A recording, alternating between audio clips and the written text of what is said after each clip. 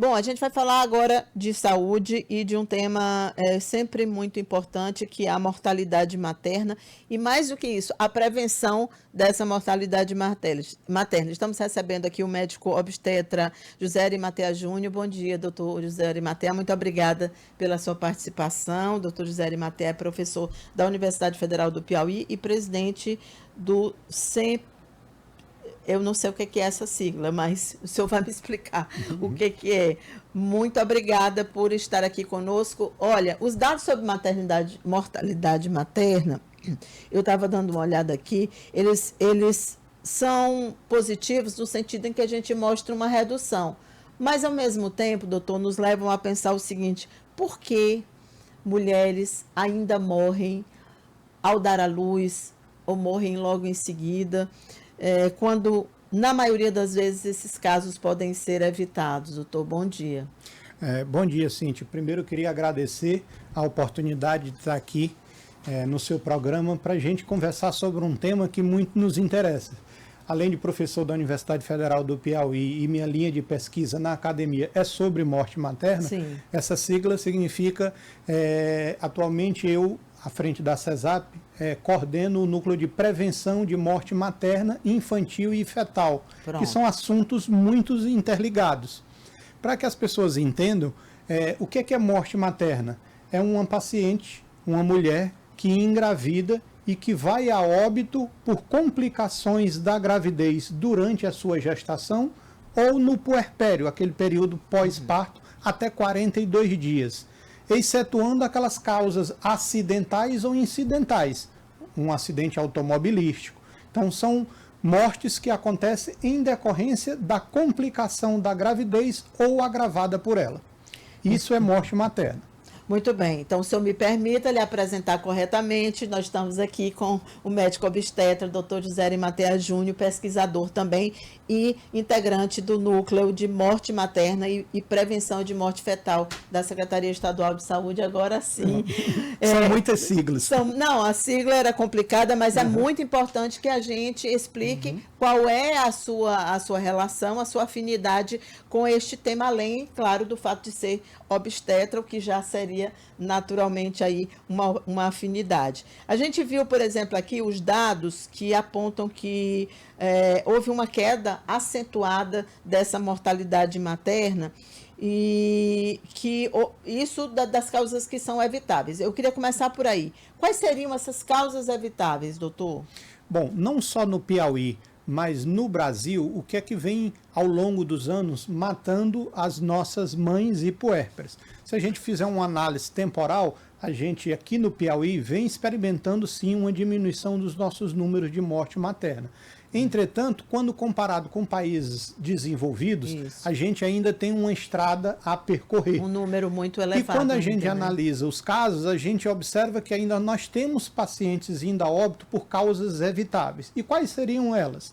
As principais causas seriam as relacionadas às síndromes hipertensivas, a tão famosa pré-eclâmpsia, as hemorragias, seja ela durante a gravidez ou no pós-parto, e as complicações infecciosas, né? Abortos que levaram a um quadro de infecção, a uma infecção puerperal. Então, essa tríade é que sustenta os nossos números de morte materna: as hipertensões, as infecções e as hemorragias.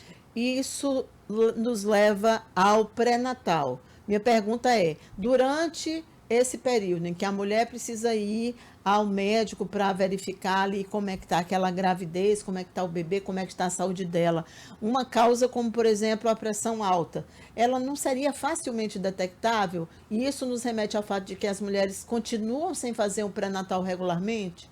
Sim, no pré-natal, falando especificamente da hipertensão, nós podemos trabalhar essa patologia até como prevenção primária. Sim. Então, durante o pré-natal, o médico, o profissional de saúde, através de uma boa anamnese, consegue diferenciar as pacientes consideradas de alto risco para desenvolver a pré-eclâmpsia. Então, através de uma anamnese, de exames laboratoriais e até mesmo através da ultrassonografia, nós conseguimos detectar aquelas pacientes de alto risco para pré-eclâmpsia. E aí, com uma suplementação vitamínica adequada, nós podemos prevenir em 20 a 30% de que ela desenvolva a doença. Uma outra parte dessas pacientes, nós vamos fazer detecção precoce.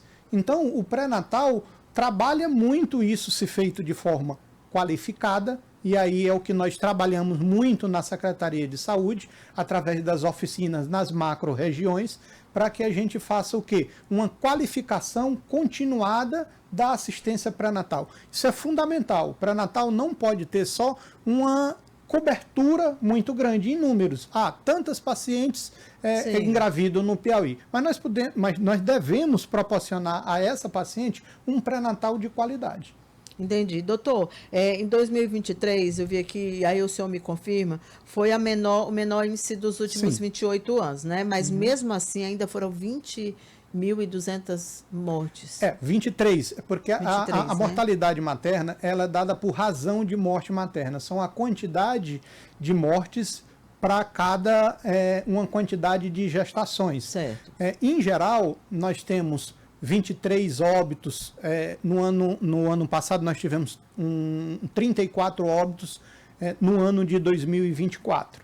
Então, isso parece ser um número, quando a gente olha assim, no estado todo morreram 34, né? Isso ainda é um número que pode e deve ser trabalhado. Por quê? Porque a paciente, eu costumo sempre dizer, sempre nas minhas aulas ou mesmo nas oficinas, que uma mulher não deve pagar com a sua vida pelo simples sentimento de querer ser mãe. Então, a medicina o fato dela engravidar, mesmo com as complicações, nós precisamos dar o suporte para essa paciente e interferir nessa patologia quando necessário, para que a gente não tenha esses desfechos ruins.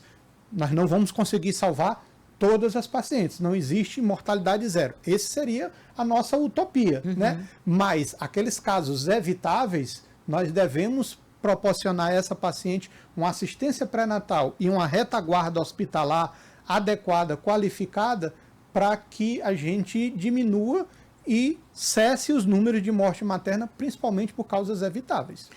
Doutor, há algum tempo eu fiz uma entrevista aqui, também, na época da pandemia, eu acho, depois da pandemia, e o especialista falou que tinha hoje um registro do aumento do número de prematuros. Até se associava isso à Covid-19 na época.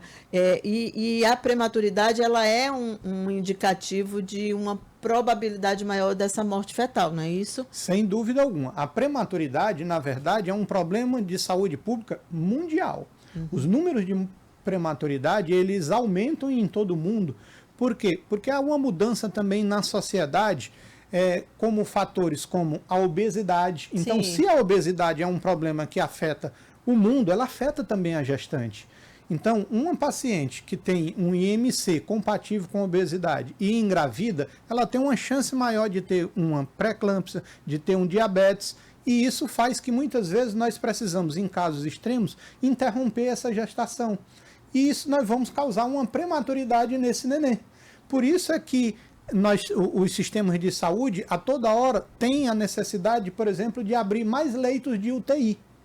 Então, nós precisamos tratar a causa, né, das pacientes engravidarem no melhor estado possível. A gente costuma sempre dizer que é como se a mulher que quer engravidar, ela precisa entender que é como se fosse uma maratona. Ela precisa se preparar para um momento, porque a gestação é um momento muito especial, em que vai modificar todo o organismo dela, porque os hormônios todos estão aumentados por conta da placenta, que é um órgão endócrino extremamente potente, mas ele causa uma sobrecarga nesse organismo materno. Então, por exemplo, se uma paciente já tem um IMC elevado, já tem uma cardiopatia, nós precisamos até não só trabalhar o pré-natal, mas como uma avaliação pré-concepcional, ou seja, antes mesmo dela engravidar, é importante que ela procure o seu médico ou o sistema de saúde lá da sua região para que ela faça uma avaliação e diga o que é que nós precisamos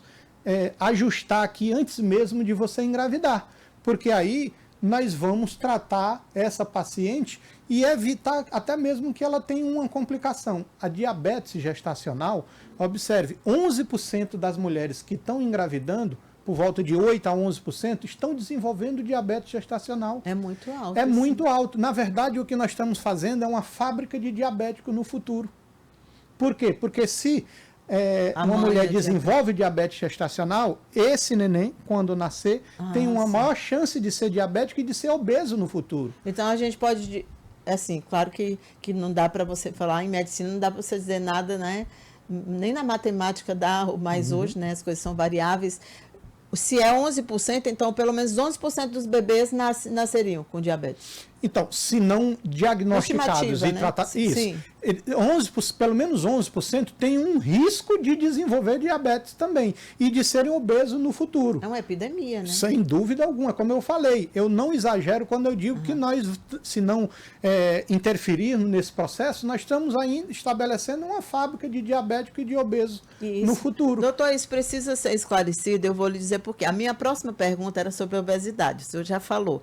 Eu ouvi um podcast recentemente, onde uma mãe, uma mulher, né, uma jovem, falava, era um podcast sobre feminismo.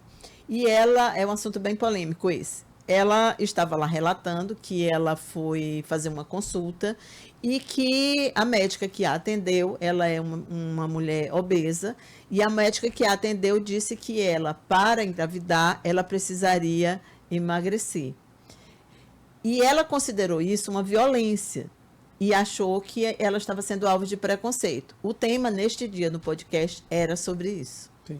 O senhor agora está me dizendo que isso é uma obrigação do médico. Sem relatar o seguinte, olha, isso aqui é uma condição que pode trazer um risco. Né? Então, os médicos também estão se deparando com este tipo de situação? Sem dúvida alguma. O que eu ressalto aí é a forma com que você faz essa abordagem. Eu acho que isso é muito importante. Inclusive, né? Ela relatou, tinha momentos assim, segundo ela, né, o relato dela, de um certo deboche na visão dela, ou ela se sentiu assim, da forma como foi falado para ela, né? Como se ela fosse uma pessoa, desculpa, como se ela fosse assim, alguém menor do que uma outra mulher que não fosse obesa. Mais uma vez, eu acho que isso é a forma de se abordar. Né? Nós médicos precisamos conversar com a nossa paciente baseado nas melhores evidências científicas e dentro de uma realidade. Agora, a forma com que você aborda isso, ela deve ser feita de uma forma, vamos dizer assim, sensível, né? Mas sempre buscando esses dois parâmetros que eu busquei aqui, que eu falei aqui, baseado nas melhores evidências científicas e a forma com que se coloque, eu acho que a gente consegue resolver isso. A gente não tem esse problema no nosso, pelo menos nunca chegou nenhuma paciente se queixando da forma com que a gente aborda. Agora, no momento em que a paciente, a nossa paciente, observa que a nossa preocupação é tão somente de mostrar para ela o caminho de uma melhor qualidade de vida, aqui eu não estou falando de que a pessoa vire um atleta, nada disso, e da questão estética, eu estou falando de saúde, né? Porque às vezes você tem uma pessoa que está com IMC adequado ou até abaixo disso e também não está saudável.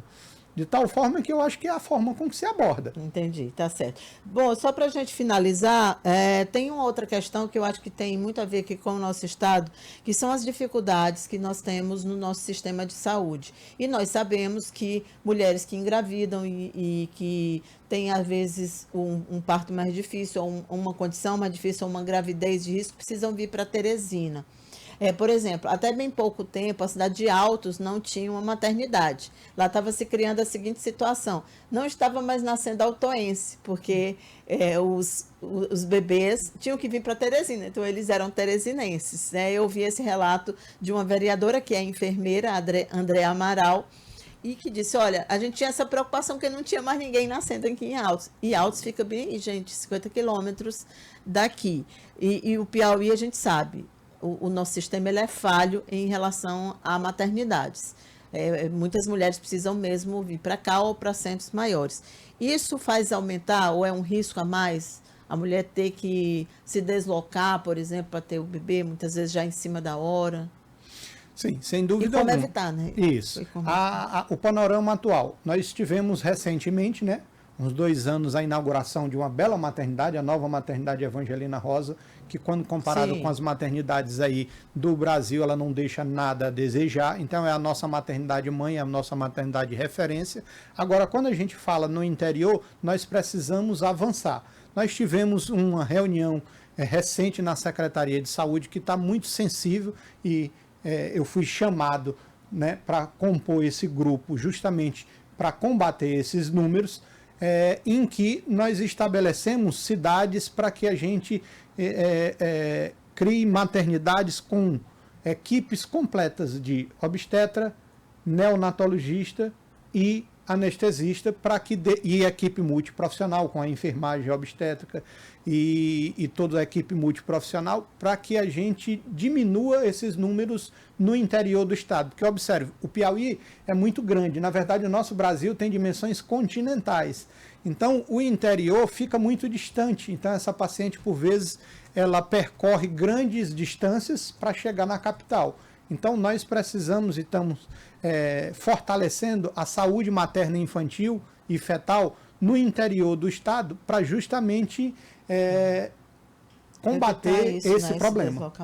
Tá bom, doutor, muito obrigada. Então, a gente conversou aqui com o doutor José Arimatea Júnior, que é do Núcleo de Mortalidade Materna e Prevenção de Morte Fetal da Secretaria Estadual de Saúde. Bom dia. Eu que agradeço.